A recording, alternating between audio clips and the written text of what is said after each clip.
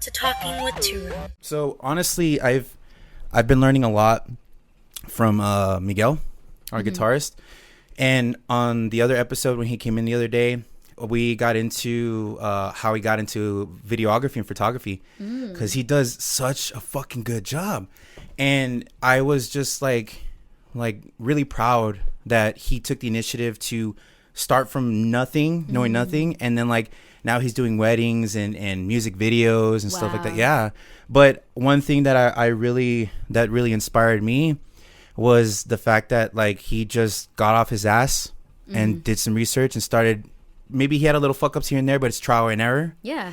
And that's what I learned from him, is to do the 1, thing. 2, 3. Yeah, we have like infinite information at our fingertips. Like with Sup Essay, I don't know how to do anything. I didn't know how to do anything except for like graphic design and like talk to people. And then I was like, I want Sup Essay to do this.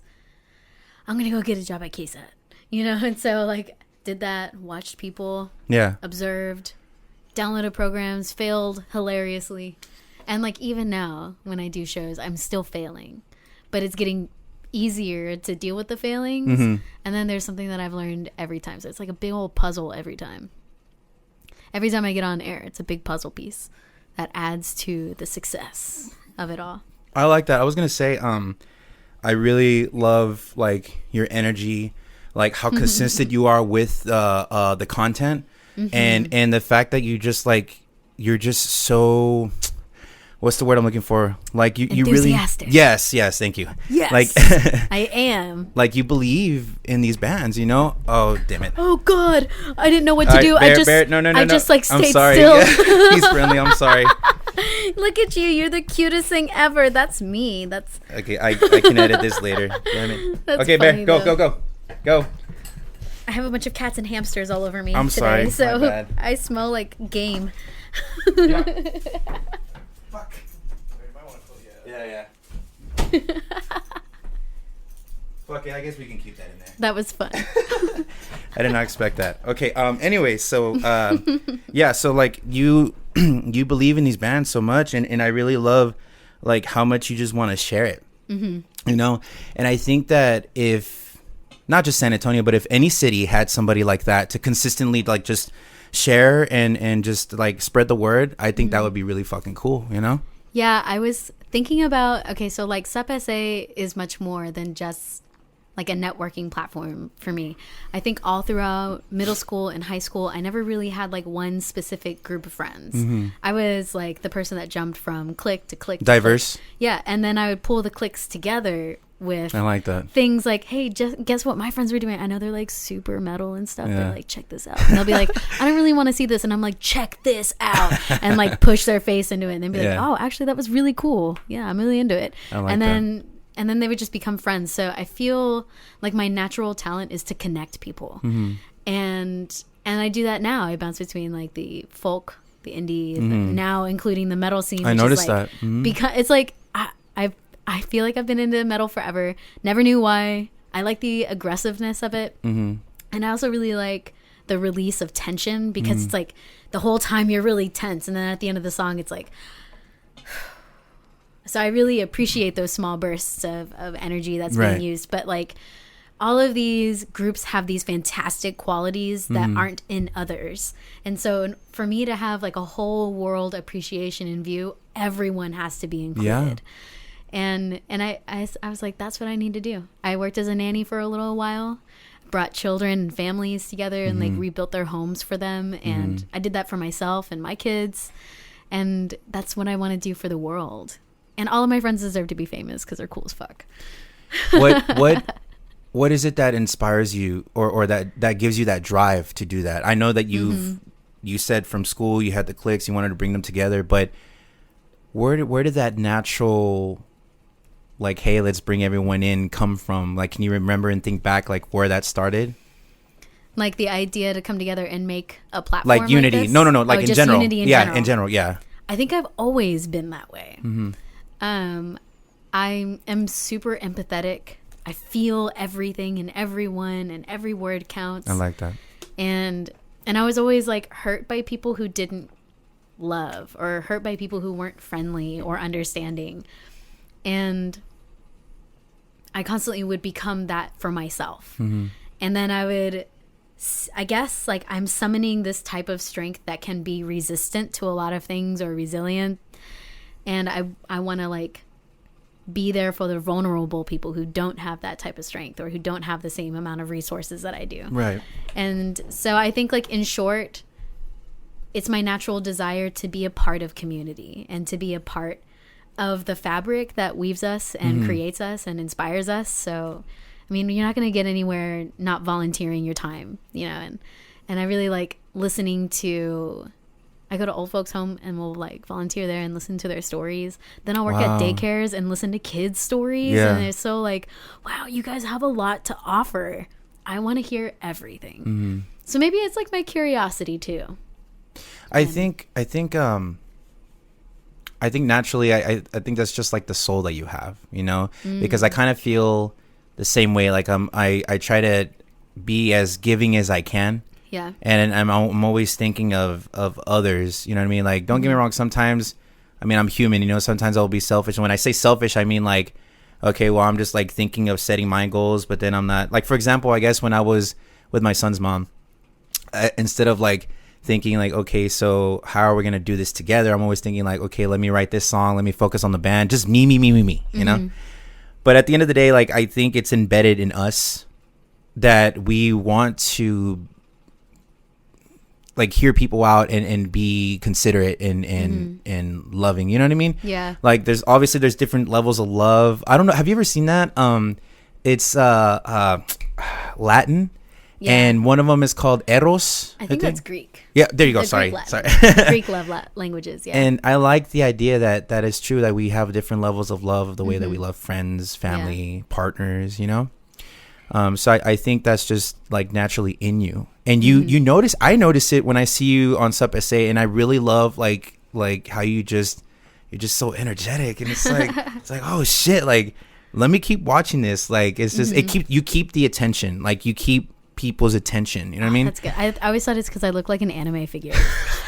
And just like I'm like real animated. I listened back and I like had my headphones on and I started like screaming into the mic what was going on, and my eyes were like ah. I never know if it's me or if it's just like how ridiculously cute I am on camera. Maybe it's both. No, like that. Yeah, no, it's probably both. Yeah. But I like hearing that it's my energy that's bringing people to the table, because that's what I want you guys to feel, is like Absolutely. Get hyped up for these bands, because I'm hyped up about it, you know. And it's good to have someone directing that attention too, because maybe what if someone's having a shitty day or something, and then they see a video of Sup SA and they're like, okay, like they see how like energetic you are, and it just brightens their day, and it's like, all right, you know what, this is cool as shit. You know, you can't help but smile. Yeah, exactly. Yeah, you do put a smile on people's faces when you're doing that Sup SA, you know. But I like, that's part of your brand too. So when did you start Sup SA? I started it a couple years ago, and it was kind of just a hobby. No, it wasn't even a hobby. It turned into something because everyone always asked me who was playing where, and I would just like. It's not that I am super enthusiastic about all of the different music that's being made. I'm enthusiastic about the ability to create. Okay. And like, I love focusing on bands that give out all of the energy, because it's just naturally and clearly them, right? And so I would just hype up all of those bands and be like, you gotta go check them out. Or I would just like constantly text my friends and be like, I'm going to the show, let me take you, or do you want to go here, or you can go to try this place out. And I was just like social butterfly that knew everything. And I was like, you know what, I'm just gonna make like a bulletin board that I can just post up everything that I know. And I was like, well, actually, if I do that, I've always kind of wanted to have a variety show, because I was like really into 70s variety shows, really into theater, really into doing plays and just creating experiences, you know? Yeah. And so I was like, what if I did like interviews? And what would I even interview about? I know, interview how to be better at being a musician or a creative person, or like an artist or something. And then I also started talking about to bartenders and bar owners on how they would like to have musicians treat them when they're booking shows. Okay. And so through that, it ended up being addictive that I was learning so much. Because I haven't learned anything since I left college. You know, other than that, it's just been kind of like whatever, learning the real world experience. Right. But to get down into it and have people be excited to tell me about their projects, I was just like, give me more. I need to know more. Like, yes, I'm excited for you. Yeah. And then I found out that Dom from Dom C podcast was my neighbor. Oh, that's cool. And so I was like, dude, can I come sit in? Because I was listening to his podcast, and I don't necessarily like anything that he talks about. Like, sometimes I wonder why we're even friends. But he gets on there and he's like, dude, blah, blah, blah. This is how I feel. And he's just like confident and strong and structured. And I'm like, it doesn't matter what you have to say as long as you say it with like vigor and enthusiasm and happiness. Oh, and that's just who you are. Yeah. That's what you got to do. Yes. Yes. And so I was like, I can do that. Yeah, I can do. Can you come teach me how to do this? And then I passed him up in ratings, but no salt there, Dom. But he's amazing and fantastic, and I draw so much inspiration from him to be who I am. And that was another thing that Sup SA needed, was authenticity and like my genuine character. And so when it evolved to the next step of visual appearances, I had to like learn how to be okay with being genuinely myself. Right. And I was like, I can actually say cuss words if I want. Yes. I can do this if I want because it's my radio. Yeah, you own it. It's your shit, you know? It's mine. And I think for the first time in my life, that was the only thing that was truly mine. So learning, gaining knowledge, and empowering myself and owning this project, it never ends. It's addictive. And each time I do a show, it's different and it's new and it's evolving. Yeah. And now I'm getting ready to do a 7-part documentary with musicians who survived or didn't survive during the pandemic, you know? And I'm like, I want to do this because your stories are so important. And I also narcissistically feel like this could be my legacy, that like my kids can look back and see like my mom did all of this and I leave something behind. Yeah. And other musicians who I did it for, you know, coming onto the scene, check out this podcast so you don't insult a bar owner, or don't leave your band member because he got into drugs. Yeah. Love him. Be there. Allow him. Support him. And then you guys are even stronger as a team. So it was just remarkable to be a part of the memories that they shared and giving everyone advice in the future when they need it. I like that. Yeah. I feel like I got you in at a good time because I noticed that you posted that you finally hit 1,000 likes, which congrats. Congrats, by the way. Thank you. Yeah, I like that. I'm at 1020 now. Ooh, nice. But I feel like I got you at a good time because I just feel like Sup SA is growing, and I like feel honored that I'm able to witness it. You know, it's really cool to witness like anything or anybody starting from, you know, from the beginning and then just watching them grow. Yeah, you know? It really is. Like, it's inspiring. It is. Like, I can't imagine how people felt when they first saw Metallica in small little clubs. Can you imagine that? Like, they were there since the beginning, and then now they see them at the AT&T Center. It's like, what the fuck? It's crazy. And like 40 years later. Yeah, you know. So it's really cool to be able to witness that. But when you said like a bulletin board, did you mean like a physical one, or do you mean like we would post it on Facebook before you started the Sup SA Facebook page? Like that. Well, I was gonna start just like, I think I was gonna call it like SA Local Bulletin. It was going to be like a Facebook page. Okay. And then my friend Cassandra and I teamed up, and that's when we created. She was very much the writer of things, and she aided in kind of inspiring the title of the podcast, and how to write. I learned a lot from her. But when we split our ways, that's when I was like, I think I could take this to the next level.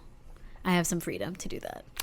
Do you think because of that separation, it kind of gave you like that push to be like, all right, let's take this to the next level. Let's make this bigger?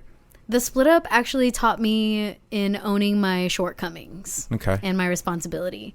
So it wasn't that it was ready to evolve. It was just like, well, I'm responsible for what happened, and I'm responsible for my success, and I'm responsible for the promotion. And I do want this.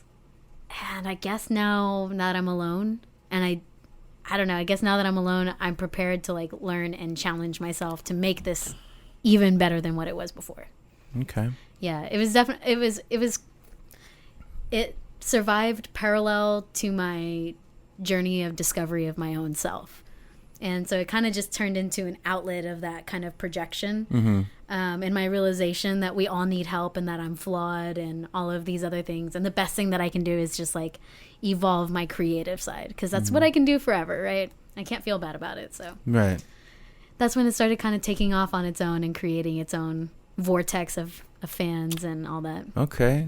So it kind of snowballed into something bigger, right? Yeah, when I took responsibility, that's when it's like when the universe was like, all right, you know what it takes now, and you know Do that, it. yeah, and it's not going to get better until you make it better. You can't blame other people because it didn't happen, you know. So if you wanted to succeed, you're alone. It's your project. Yeah, definitely. Yeah. Do you Very have empowering. Do you have any? What are your? Well, okay. So I was gonna ask, what are your future plans for Sup SA? But that's Oh, okay. I have 3 goals. okay. 1, 2, 3. Okay, what are they? 1, 2, 3. Yes. So small local goal is to be able to have all the permissions I need to run videos and stream songs. And that would include like a really badass website. And then goal 2 would be a network that goes on for like 3 hours a day with different things that you could check out, whether it's like a local documentary made by someone like a filmmaker, or like a culinary show, like So not cooking. just music, like you want to. I want to expand into all of the creative arts. I just I like only that. have the money and knowledge right now for music because that's where I'm the strongest. But eventually I want to branch out to every single genre of creativity and have a variety show. That's beautiful. I love Right? that. Because Yeah. everyone, and like one of my favorite things that I'm really looking forward to, one of my favorite segments is like hidden talents, and having like my favorite musicians come and teach us about their favorite talent. Sometimes it's like culinary delights and tattooing or something. Yeah, or that's theater, sick. or doing like comedy shows. Yeah. And so they have an opportunity to show the multiple faces that they have and creative outlets. So that's like goal number 2. But then the biggest goal is to have Sup SA studios. And Ooh, I like the sound of that. yeah. I'm really looking forward to it. And that would be a 2-story building. The top would be studios to rent at a Damn, you're discounted thinking cost. big. Yeah, this is what I craved as a musician in Okay, town. So what I didn't have, I want to be able to give back. And it's important for our community to have creative outlets and to have it at a discounted price. Yes. You know, and like garage bands are cool, but imagine being able to go somewhere and rent a room for $15 an hour to have epic sound system and truly hear the potential of your band. Oh yeah. You know, and so I would like that, as well as like my podcasting room. And then on the second floor, or on the bottom floor, it would be a bar and like a live studio. Where a bar with a stage for live bands to play while we shoot a video, and then we'll do a small interview in the middle. Oh my God, and then that's allow so them to finish sick. their set. Yeah. And then I would have like a set 25 people. You can come in for free. You just have to buy drinks and support the band with merch, because you shouldn't have door costs. All of the money just needs to go to the musician, right? Oh, And man. so like, and then they would be there for like 3 shows a week on a Tuesday, a Friday, and a Sunday afternoon show or something. So before I get to the question I was gonna ask you, I'm a fan of Atreyu. Oh yeah, And, who isn't? And Atreyu, have you heard them before? Atreyu? Yeah, Yes. Atreyu. Yeah. And they played here on a Monday, November 2018, on a Monday at the Aztec Theater, right? And I remember that. sometimes we forget that, you know, we're growing up. We're not old, but we're getting older. And I went to the show, right? And like, there's all these kids. Like, obviously, they must be in their early 20s. And like, obviously, I didn't notice because I was all drunk, right? Well, anyways, I get in the pit with them. We're all having a good time. I'm being thrown around. Everybody's being thrown around, right? And it's all like, hell yeah. Well, me and my buddy, we leave, right? I'm fine. I'm walking, having a good time. Everything's cool. We get in my car and we drive to Limelight. When I get out of the car, I couldn't stand up. I could not put my back up. Something happened in my back. No, Yeah, you threw it out. Yeah, and my friend's like, dude, stop being a fucking pussy. You're embarrassing me. I'm like, dude, I can't fucking stand. I was like this, like, oh, like my back was so fucked up. I couldn't stand up straight. That's and like terrible, man. I couldn't walk. And then like I remember, I barely like in my car. Right, I got in my car. I drove home, and then my son's mom, she's like, oh my God, what happened? I'm all crawling at the door, like, help me. Wow, you legit threw it out. I did. And my back has never been the same again. But I think it was totally worth it because, like, I haven't seen HAU live in years. Right? Yeah. It is worth it. Mm-hmm. And then earlier when you mentioned how, like you just get into that heavy music, it's like whatever you're feeling, you let it out, and then... And it's like, okay, I feel better now, you know? Yeah. I was so about that show last night. It was worth every tear today. Yeah. That's awesome. Was that your first metal show? First metal show ever. Ever. Wow, okay. Ever. And I only listen to it occasionally when I feel like I want to. When the mood is right, right? Yeah, when the mood is right. Yeah. You know, and I'll listen to Metal Mondays and stuff. That's super dope too. But like actually being there, it was like intense. And there were 5 different kinds of metal. And so I really got to learn a lot from that one night. And I was just like, I still can't tell but the difference between a lot of them, but it's amazing. Do you have any favorite metal bands? Right now, I have 2 favorites. It's Era. And Era, I gotta check that out. Yeah, they're amazing. And then a local band called Cerebral Desecration. I saw you posted that on your Sup essay, right? Yeah, I'm like fangirling hard. And when last night they gave me an album. Oh, that's sick. Yeah, it was wonderful. And like they sat down and Kobe, the lead singer, sat down and talked to me about all of the lyrics and where they come from. Wow. His passion. And they've been in town for a long while, you know? And like, I was so excited to be around him because he was like so pumped. He was like, this is the first time we played since the release of our album in the pandemic. And we're playing a show. And it's like the return of live music. And a lot of people were there as like the first show of the year who are used to going to shows every week. You know, so there was just like an air of gratuity and excitedness and energy and vulnerability to like release the emotions that you've been needing to go to this metal show and to do, you know? Yeah. Because I would suspect that metal shows are very therapeutic for a lot of people. I mean, I could feel it. I already like wanted to go to a next one. I was like, when's your next show? And he was like, I don't fucking know. Whenever Corona fucks off, I guess. And I was like, nice. Yeah. And I will wait though. So yeah, that's where I'm at right now with those 2 bands. And also I'm really getting into this one, another local band called Cauterized. Yeah, I've heard of them. I've never, I think I might have heard their music, but I've never seen them live. How was it? It was amazing. It was like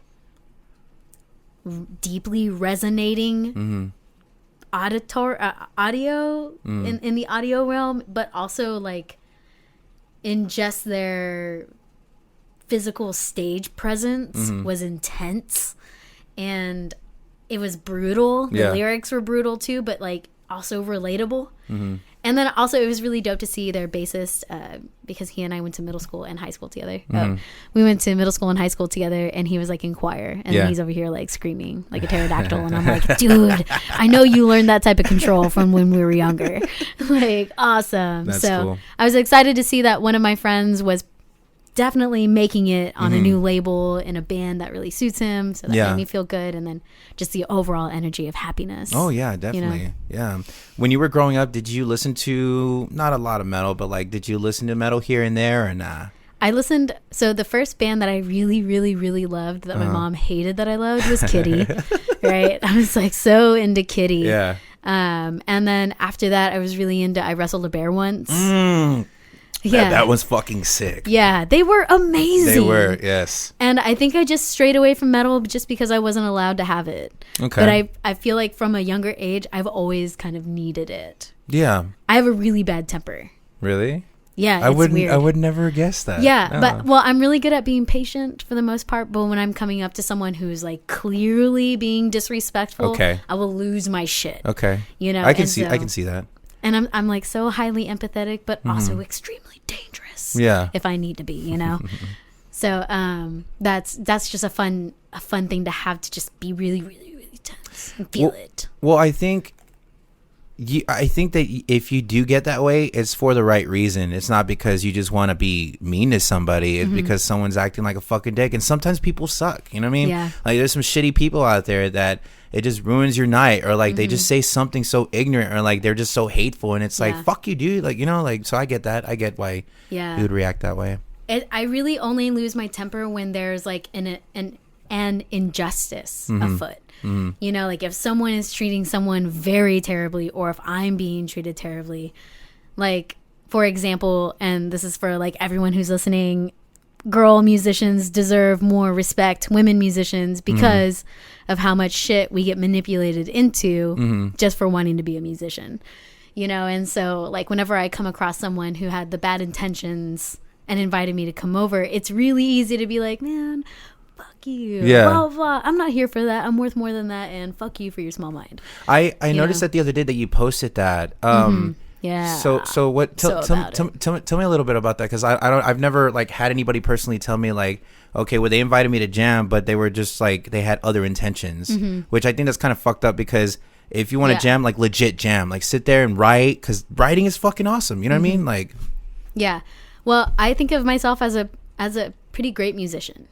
I like the confidence. Ooh, I love that shit. I love it. I spent so much time learning my craft, and I'm a professional singer. You know, I was in choir, and I would sing opera and jazz and stuff. What? And I'm just, that's so sick. That's like awesome. I grew up on theater music, so my range is giant, and I have excellent control, right? So I have a high respect for my training of that instrument. On top of that, finger picking, folk guitar, punk, and all of the other genres that I can play. It took 15 years of practicing to get that. And when someone asks me to come over, hey, you want to come jam? I'm like, you see me as an equal. You see my pride. You see what I've learned. Yes. I'm excited to make something with you. Yeah. And then I'll go, and it'll be cool. We'll open up with drinks. You know, I'm so excited to write with you and talk about what we like about each other and what we hope to achieve. Yeah. And then I'll get slammed with some weird question, pickup line or something. Yeah. You know, that's like kind of along the lines of, if we want to be like artists that mesh, we have to be like emotionally involved. And I'm like, no, dude, I know what you want, and that sucks, man. Yeah, you're smart. I mean, you can see through all that shit, you know. Yeah. Like, and I start watching from like body language to beginning or to the end, and I'm like, oh, this is what it was. I see. So you didn't want to jam with me. You just wanted to do this instead. Not cool, man. Right. Yeah. You know, like, be upfront. Don't use like my talent and make me feel insecure of playing with other musicians because of people like you know? Yeah. It's pretty lame. So that's one of, I think that's what held me back from being my greatest musician, is that I could not find any honest partners to jam with. It was tough. Yeah. And like, you want to play with other female musicians, and then we're like, you have the choice now, but like prior to that in the scene, there was like huge pressure to be better than the other person. And like, women already have a tough time trusting each other. So wanting to reach out to other female musicians was difficult because I wanted to be the best, you know, and I was also intimidated by them at the same time. So it wasn't easy. I like that you say that, because I think that's a lot of people, like secretly we do want to be the best, you know. At the same time, we're not gonna like bash others like, oh, you fucking suck, I'm better than you. But then at the same time, it's like, dude, you're fucking good, I want to be better. Yeah. Right. It's like, it gives you that drive. It's a friendly like, challenge. Yeah. It's like a friendly competition. Earlier you said that you noticed body language, and I think I remember you telling me before the last time that we hung out that you are into psychiatry, right? Like psychology, yeah. Sorry, what? Yeah. No, that's okay. Yeah, psychology. It's the same thing. Only I can't prescribe medicines. Did I say it wrong though? I feel like I said a word. You just said psychiatry. Okay. Which is like, it's the same thing, but they can, you know, it's more like drug based and stuff. But anyways, I'm into psychology because I have autism, and my entire life it's been difficult to show or to see what people are doing intentionally with their bodies to kind of signal things to you. It's just, I was never aware of signals. Okay. And what I really enjoyed was looking into people and then like manifesting why they're doing something. And I accidentally got into psychology when I was writing music. And I was just like, where are all these thoughts coming from?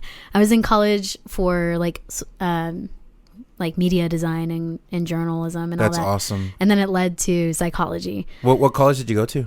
I went to SAC for a little while, and then I Nice. went over to UTSA. Okay.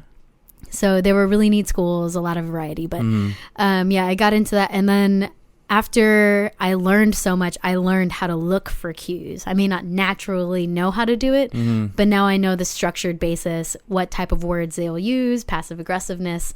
And so I almost got like the handbook into human existence. And it was really neat and enlightening. Nice. So now whenever I before anyone invites me over, I'll ask them a series of questions to see if they're truly interested in me coming over. And it sucks that it's gotten to that point where I have to well, I mean, I guess you should do it with any stranger that you know. Like you should kind of just like evaluate the person you're about to dedicate your creative your creative persona to, you know. But yeah, that's it's pretty fun. It's fun to use the observations in songwriting and writing in general and creating a market on what people will enjoy. I like that. Yeah. I think I told you this before. I wanted to go to school for that too, for psychology, because I'm just like so interested in why people think the way they do and why they do the things that they do. Like, was it something in their childhood that triggered them to be a certain way? And I'll try to keep this short because I want to make this about you, because it's Amanda Yanez, you know what I mean? But I noticed now, being the age that I am, I'm talking to my dad a lot more about life than I ever have. And one thing that I tell him is, I'm like, you know what, Dad? Like, I felt like when I was with my son's mom, I didn't appreciate her enough. And then I told him, I'm like, you know what? I just noticed I don't appreciate anything. And then he tells me, he's like, well, I think that was mine and your mom's fault. And I was like, Dad, you know, because they spoiled me, right? Like they gave me everything, but they had nothing growing up themselves. So I can see why they did. But because of that, I had everything. So I didn't learn the value of having nothing. Yeah. So that's what he pointed out. He's like, you know what, it's mine and your mom's fault that, you know, you didn't learn how to appreciate anything. And I'm like, you can't say that, because I'm no better or worse than you are. Yeah. Like, we're all human, right? We're going to be imperfect. You know what I mean? And I got into a really deep conversation a couple weeks ago with a friend of mine, and she heard me out like through and through, you know, and then one thing that she put in my mind was, we're human, we're imperfect. Like, it's okay to not be okay. And I'm like, okay, I guess, you know, it's okay to not be okay. Yeah. And like, in the defense of your dad, as a parent, I constantly tell my kids, like right now I'm trying to teach them gratitude towards one another, like siblings. And so I was like, but listen, that's my fault. I didn't teach you that. Let me teach you now. And like, it was really empowering for me to like be like, I can say I'm sorry to my kids. I'm showing them it's okay to say I'm sorry. It's okay I didn't teach you the right way. I wasn't in the mindset. I didn't know how, but now I do. And I can see that I didn't do a good job on you. I'm going to fix this. Oops. A little traumatization goes a long way, though. As long as you apologize for it. It does. There was this girl that told me to read this book. I forgot the title of it, but basically she was saying that a lot of the characteristics that you carry into adulthood comes from your childhood. Yep. So at first I was just kind of like, what? Like, it went in one ear and out the other. But now I'm actually thinking word for word what she said to me, and I'm like, fuck. Like, I think there was shit in my childhood that carried on to my adulthood. Yep. And now it's like, okay, well, how do I deal with it now? You know? One of my favorite things to do is diffuse people by treating them at pre-K level, because a lot of your emotional development and your perspective of the world solidifies around the age of 8.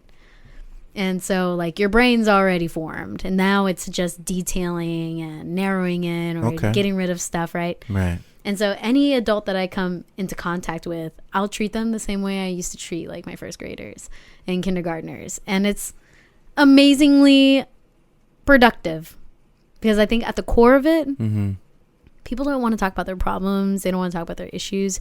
They want to be inspired to be better. Because life gets so boring sometimes. And it's just like, this is who I am. Like, I'm just like, I come home and I watch The Office for 6 weeks in a row.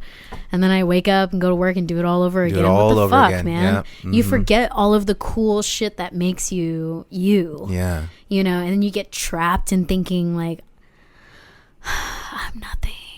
You know, my time is past. I don't have anything cool about me. And then Amanda comes in. I'm just like, hi, what's your favorite dinosaur? Let me tell you about mine. I had a dream last night. I was riding on the back of a pterodactyl, listening to cerebral desecration. But like, yeah, I think if you just treat everyone the same way you would treat a child, the world would be an amazing place, and it would be forgiving and empathetic, you know? I think it's easy for some of us to forget that. To forget to like, it's easy for everyone to forget that. Yes, I was being modest, but yes, it's easy for everyone to forget that. We're forced to grow up immediately as soon as we're born, you know. So we never get a chance to just be like innocent and chill and play with Play-Doh.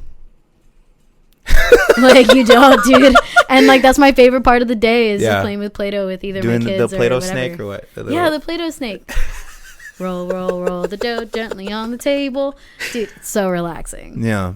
I am a kid too. Yeah. I never grew up. Mm-hmm. So I appreciate being a kid and treated like a kid.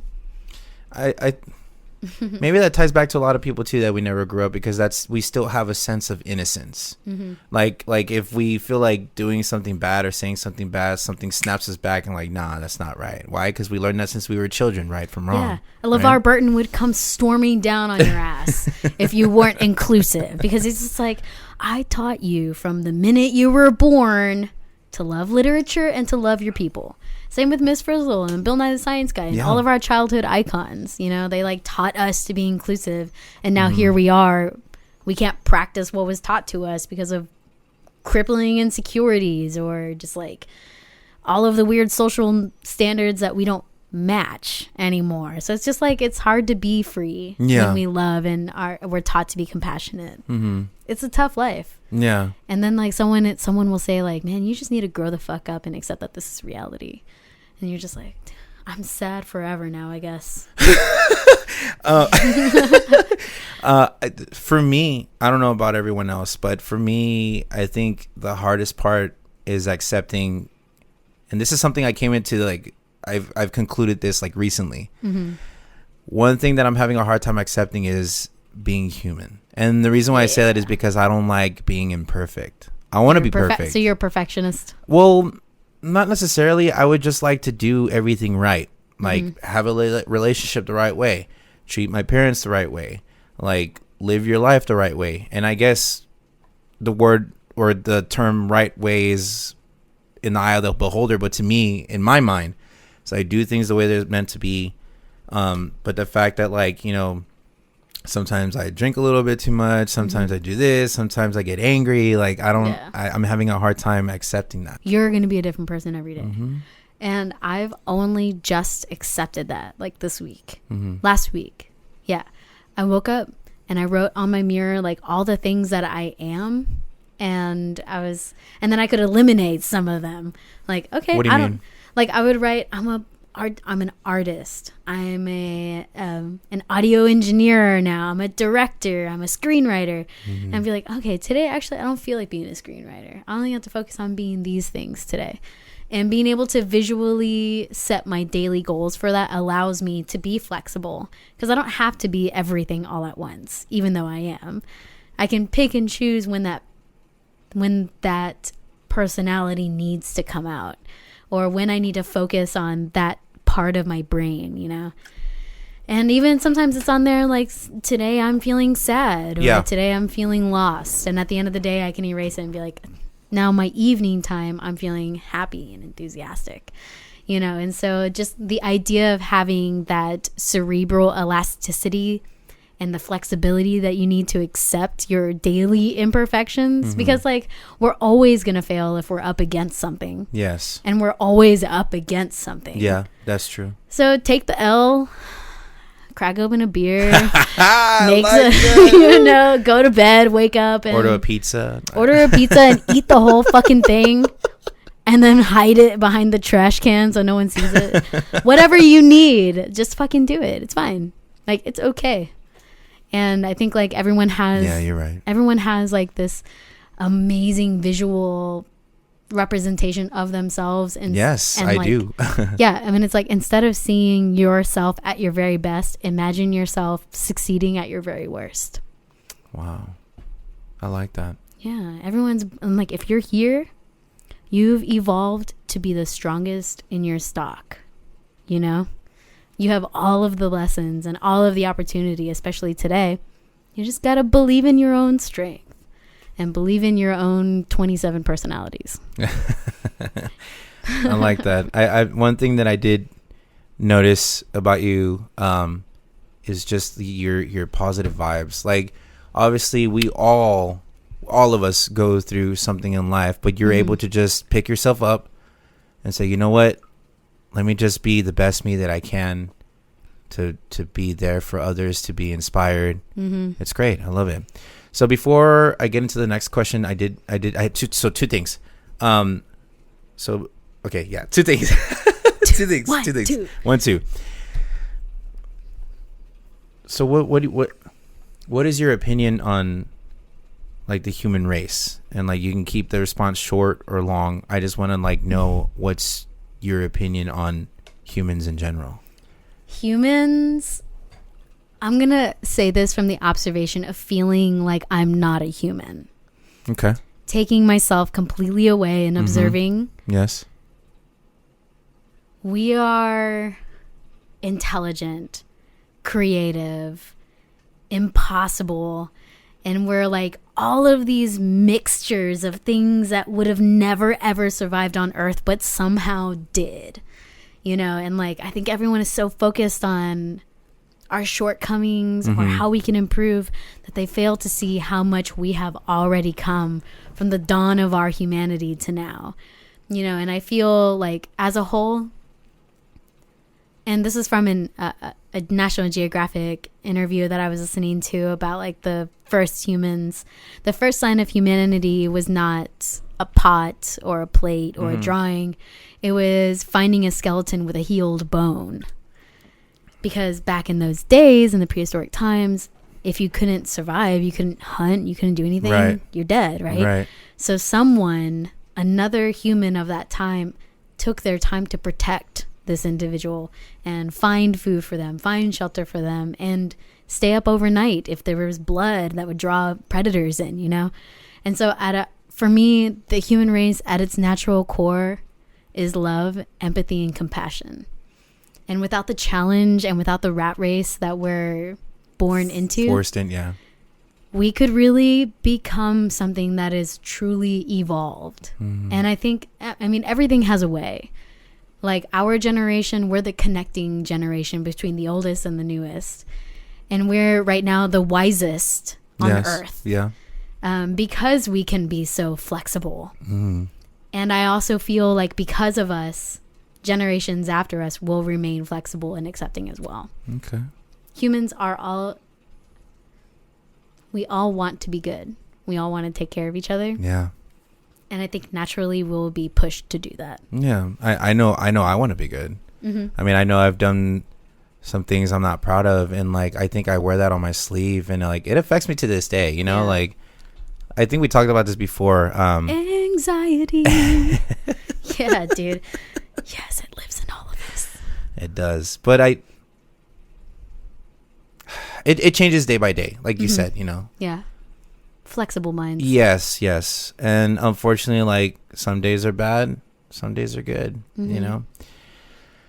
But one thing I was going to ask, I like how we went into that, like, really deep. Like, it's like a natural feel, though. And that's what I want to do with Talking with Turo, is just like, or Talking with Duro. Duro. Like, take back that accent, dude. I will. Okay, I'm sorry. Yes. It's not tacos, it's tacos, you know? Yes. Enchiladas. Yeah. But no, I want the conversation to have a natural feel. Like, and I feel like this is natural too. But one thing I was going to ask you too is, when did you start playing guitar? I think I was 11. And what made you want to start playing guitar? I was invited to play guitar through the mystery of my father. Okay. He was like this brilliant, creative comic book artist who I only sang when he only sang when people weren't listening, but he was like an amazing singer. Mm-hmm. And he had this classical guitar that he would let my brother kind of fuck around on. But I guess he wouldn't let me, or maybe I was too timid. I don't know. I don't remember the perspective really of what it was. But I thought that guitar would bring me closer to not just my dad, but to my brother as well, because we never lived with each other. Okay. Or we did for a short time when we were children, but I don't have a lot of memory from that. Okay. And so I thought that if I became like a Led Zeppelin prodigy, my dad would have more interest in me. Or if I really learned to play Blackbird from the Beatles, my brother would be so impressed. And so really it was like a call for attention, but then it turned into just my calling. And so it had a weird intention at the beginning, but I took it, made it my own. Yes. And through everyone telling me that I did not have rhythm or beat or anything else, it still helped me feel wanted and accepted and special. So I really held on to that until it became like, when I'm sad now, I just pick up the guitar. You know, it's like my vice now. Yeah. And it's become the thing that reminds me of feeling accepted and useful. Would you really call it your vice or your remedy? I don't think I would call it a vice. I think I would call it like... You're right. It's a remedy. It's a remedy. It's a remedy. And like I record so much music, but I never release it because it's just for me to hear it. I do the same thing. Yeah. I do it like I have... It's like a diary. Yes. Like I have probably maybe like 150 guitar and vocal pieces and only like 4 songs that I wrote like 6 years ago. And it's like, oh, actually, I'm sorry. I did write a song for the first time in 6 years. I don't even know where it's at. I lost it. It's somewhere in my computer, somewhere in there. But it, like recently? It was 2 months ago. Man, I wish I had glitter in my pocket right now. Congratulations. Like, thank you. Just got my mouth and my eyes. Glitter in my eyes. No, but that's cool. What was your first guitar that you ever jammed? It was a Yamaha classical guitar that was too big for my hands. So those necks are pretty fat, right? Yeah, it's like, and I was pretty young when I was really interested into it, like with baby hands. I mean, look at my hands now. Look at them. Like how much. Imagine them being smaller. Oh my god. Smaller than that. Oh my god, Amanda. Oh my god, tiny hands. And so I just ended up playing like this or on my lap like this, which was really fun and interesting. And my mom had a good piano too, so I thought I could translate it or whatever. But then then I got like a Daisy electric guitar, which was dope. And then an Ovation. But then my brother handed down like this 25-year-old Takamine. How do you say it? Is it Takamine? Takamine? Takamine. Well, whatever that one. So he handed it down to me. And then all of a sudden, it was like all of this guitar energy from like music gods that were passed down to him. Because that was a guitar that was passed to him. Okay. I was like, I'm fucking Fleetwood Mac. Like I'm Fleetwood Mac. I'm Stevie Nicks right now. I can play guitar and sing. That's awesome. And so that I feel like, and I play with it to this day. So I would say that is my first true connected instrument that I had. I like that. I know I told you I thought I didn't save your cover. And I did. I was like, wait, oh, there it is. I was like, yes, I found it. My cover? And like, yeah, and I love it. It's fucking awesome. Which one? Who's it by? But it's not. Oh, yeah. That's actually from a cartoon. Really? Yeah, called Steven Universe. And yeah, that movie, that show is based around like, crystals, crystal gems, and they show empathy and inclusiveness and all that and stuff. And they had this one episode that was centered around anxiety, and it turned on the day that I needed it. And I heard that song, and really? I learned best through cartoons. Yeah. all of my life lessons were through Disney songs. Like Moana just recently came out. I think I was like 28 when it came out, and I was like, fucking I am Moana. You know, like I was just like feeling it. And so when I heard that song, it was so beautifully written about how anxiety just manifests itself and surrounds you. And then all you have to do is just say like, it's just a thought. That's all it is. It's not even real. You know, take a breath. I'm here. I'm present. And so that cover was like my most favorite, probably most relevant covers that I've done. So you've done other covers? Yeah, I try not to, because it's, I mean, like when I cover something, it's more for like my own remedy, like hearing those words reverberate back to me. And I don't record them just because I get really shy. Yeah. And showing my vulnerability with it. But yeah, there's a few other covers out there. Are you naturally a shy person? Like, yeah, I fake it till I make it a lot. I'm faking it right now. I'm not faking it after this. I'm like really shy just because I worry about how people will see me. Like the way they perceive you. Yeah. And I'm like, when I get shy, I stumble over my words a lot, and I'm like, I'm cooler than this. Yeah. I promise. Like, I'm so cool. Just give me a chance. I'll meet you in a couple of weeks and I'll be fine. Yeah. But naturally, yeah, I'm shy. I get nervous. Yeah, that's what it is. And stage fright too. You know, I would have never guessed that, because you seem so confident on Sup SA. Like, so maybe like deep down inside you're like, oh my God. But like outside it's like, hey, I'm here. Yeah. What's up? Well, you know, I tailored to one emotion. Okay. And that's, I care about you.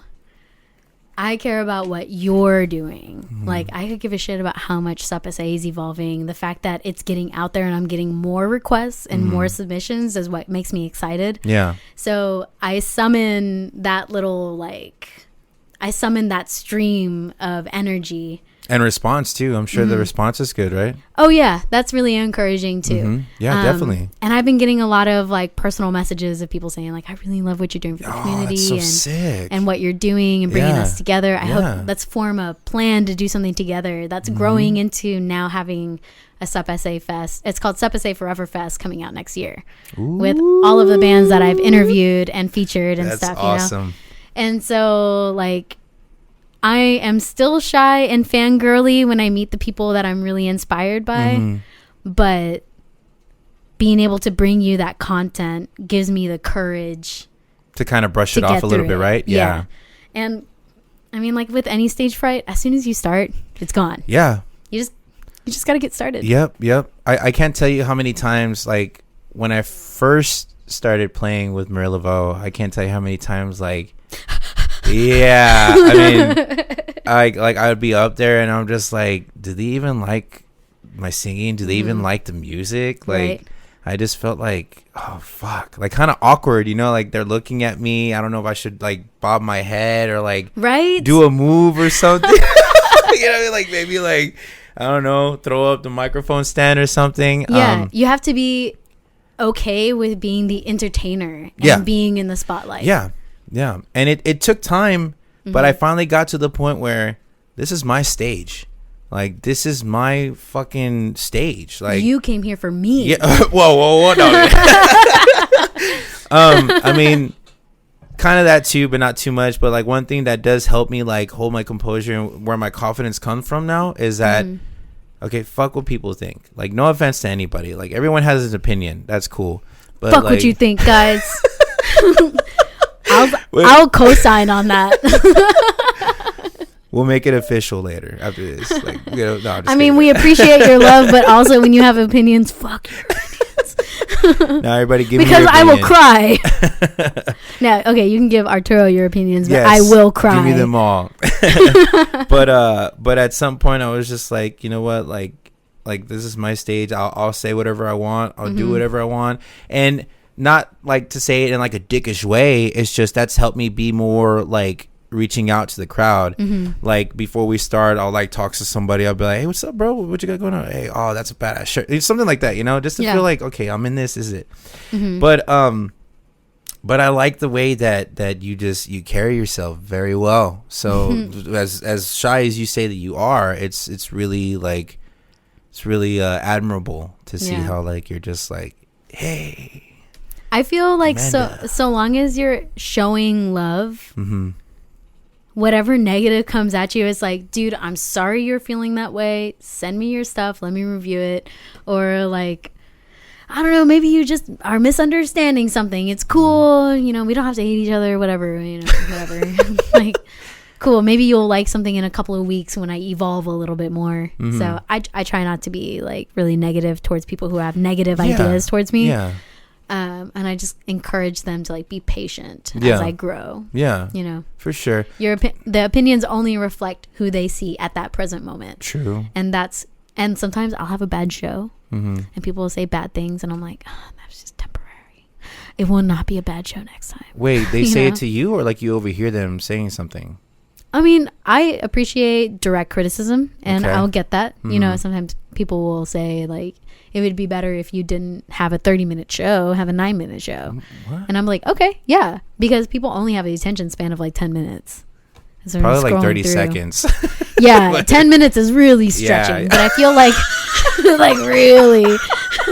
That's like an hour, you know? Like. Yeah, so like I limit myself and try my very best to tailor to what's like comfortable or whatever. Right. But like also...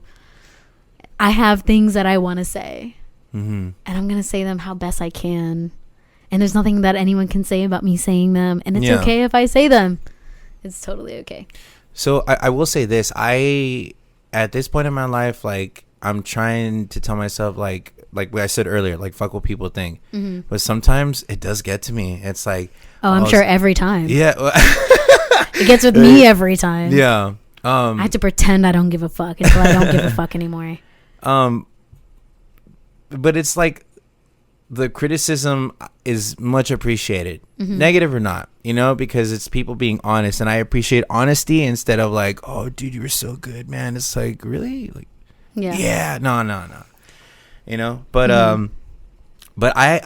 my personal opinion, I think you're a fucking phenomenal singer. Like, thanks. Like the criticism you're telling me about, I really worked for that. Like this criticism that you're telling me, like that's blasphemous to me. Like your voice is just, it's great, and the way you play guitar too. Like I remember when I went over to your apartment to go see Alex to go jam with him. I brought my my guitar, right, and then you were playing these nice, really beautiful jazz chords, and I'm like, man, I want to do that. Like, what the fuck? Like, it's so cool.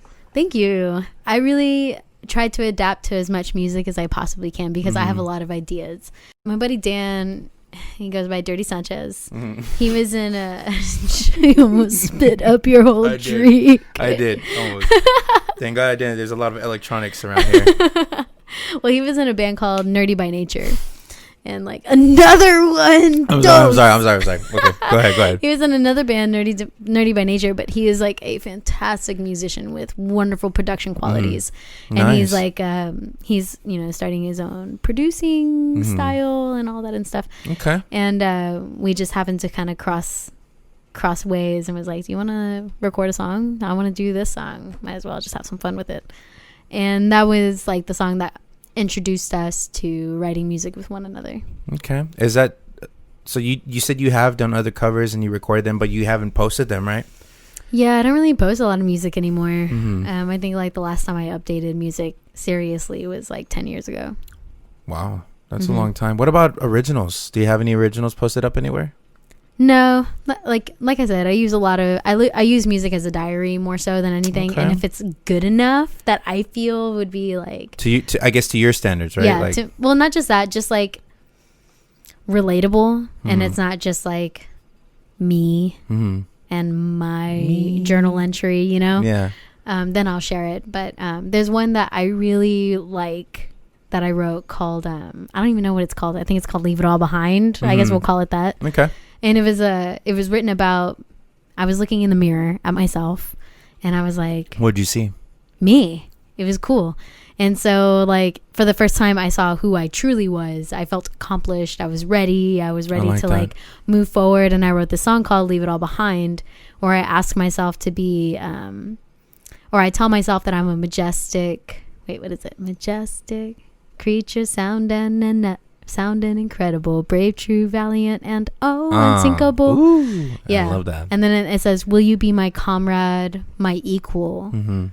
take my hand, let's leave it all behind. Okay. And so it was like, that was the one where I felt like I could tell people it was me that I was looking for all along.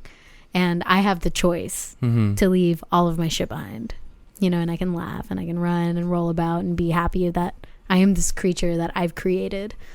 So that was something worth sharing. And then I also have another one called Listen to the Captain. That's also really powerful in my mind. And that's one that I would want my children to hear. So, yeah, it just depends. If I release something, it's because it's my legacy material. Yeah. I like the idea that you think that way, because I've been thinking that way as well, where God forbid if something does happen to me, then I will have that legacy left behind with like those music videos and stuff like that. You know, something to be remembered by. So yeah, I really like the idea of that, you know, the legacy thing. It's really cool. Honestly, I think you should put more music out there, because like your voice is really great. Like, I'm sure you get that a lot. You're just like, yeah, you know. It's good because I made it good. I worked so hard on it. But and then I also think about how you say that too, where you're like, I worked hard to get where I am, and I love that shit, because obviously we all have to work on our craft if we want to be good, right? Right. So you, like, having the voice that you have today is because you put in the work, you put in the time, you grew your craft, you know? Yeah. And that's really fucking badass. Thank you. Yeah, it's really cool. So another question I was wondering too, is there any like plans to release any new music later in the future, or? I want to. I want to. I have like a cast of musicians that would be like my fantasy band. Yeah. You know, and like we always get to that point of saying, yeah, we would love to, but finding the time and schedules, especially with like four people, is super difficult. Fucking horrible. I hate it. And as you get older, you have kids. Yeah. You have responsibilities. You have your life, you know? Yeah. And I was even I was talking to my kids. I was like, y'all are just gonna have to come to band practice with me. Like, cool, you get to watch your mom be a fucking cool ass badass frontman, but also like I deserve to have this as well.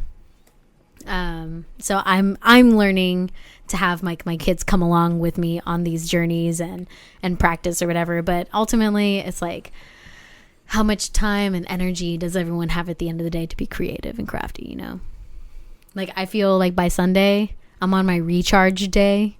And I probably have like 30% to add to like some creative project. So I don't know. Maybe if I like, I want to quit my day job and just do Sup SA. That's everybody. Oh, that would be sick if you did that. Like, well, I'm almost at that point with sponsorship and everything. But I'm scared because once it turns into money, then it's like not as fun because you're responsible for so much, you know? Yeah. But I think if I had a good solid month, I could probably crack out like a few songs that would be worth sharing. That would be nice. That's one thing I'm learning too, is that being in Marie-Laveau, like when we first started, obviously it was all about fun, right? But now it's not so much fun. Now it's like, okay, we got to practice. Okay, we got to write this song. Okay, we got to do this. Okay, now we got to meet up. And it's like, it's becoming more like a job than it is like fun. But I think it's supposed to be that way, because if you really take it serious, don't just have fun with it. Like, you got to commit. Exactly. And then at the end of the day, it becomes more of like a business. And that's one thing I'm learning from Roy. Like, Roy's really good at like marketing and stuff like that. Yeah. And so I'm learning a lot, like being in a band with these people, you know. It's like I learned the videography thing from Miguel, like with the 2 camera setup and the lights and all that shit. So I'm glad I picked that off of him. And then learning from Roy is like, he's also a realtor too. So like he has all this business and marketing shit that like could benefit everybody and the band too, you know. It's awesome. Personality skills. Yes.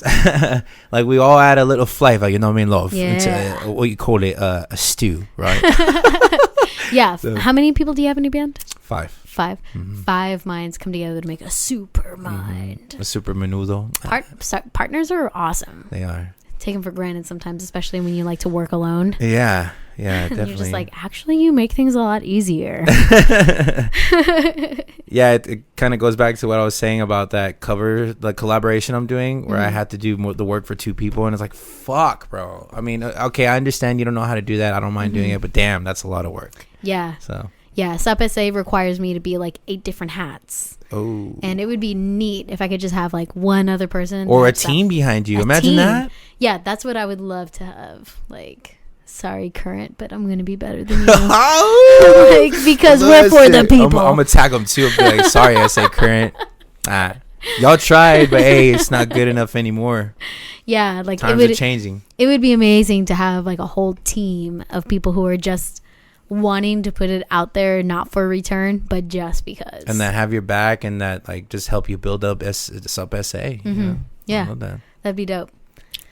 Yeah. Teams are hard to work with, though. They are. Yes, getting everyone together, having the same motivation. Oh my god! Don't even get me started on that tough, shit.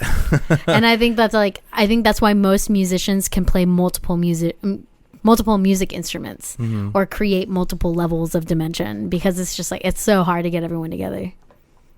I honestly think that's why like a lot of people do their own thing, like studio music. Yeah, like not trying to talk bad on Marie Laveau, but there was one point where like I felt like nobody was doing anything, and maybe they just weren't motivated.